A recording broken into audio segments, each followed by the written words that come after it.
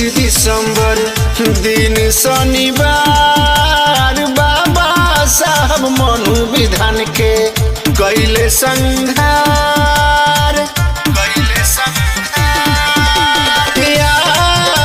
25 दिसंबर दिन शनिवार बाबा साहब मनु विधान के कैले संहार। तब देश खुशहाल भइल हो, मनुवादी सब बेहाल भइल हो। तब देश खुशहाल भइल हो, मनुवादी सब बेहाल भइल हो। मनुवादी सब बेहाल भइल हो।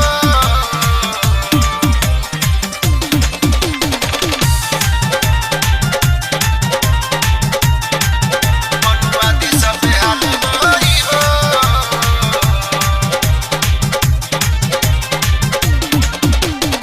बहुजन विरोधी रहे मनुस्मृति, नारी के नादे सम्मान हो। उस नीच भेदभाव सबके बतावे, ये रहे विधि के विधान हो।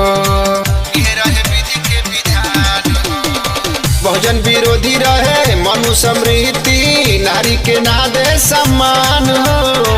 उस नीच भेदभाव सबके बतावे, ये रहे विधि के विधान हो। झाड़ू बंधवावे पीछे करती रहे वार बाबा साहब सोचो राज आई हमार। तब देश खुशहाल भइल हो, मनुवादी सब बेहाल भइल हो। तब देश खुशहाल भइल हो, मनुवादी सब बेहाल भइल हो। मनुवादी सब बेहाल भइल हो।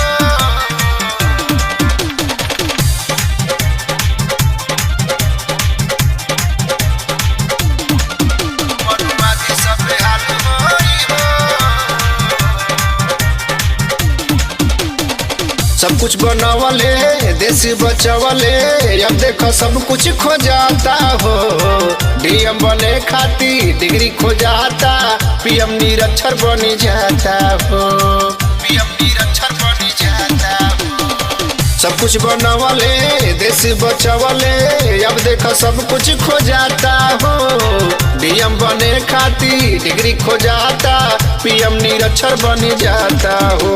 लागत रहे बची नहीं अब सम्मान, उहे बचवले अपन देशवा के शान। तब देश खुशहाल भइल हो, मनुवादी सब बेहाल भइल हो।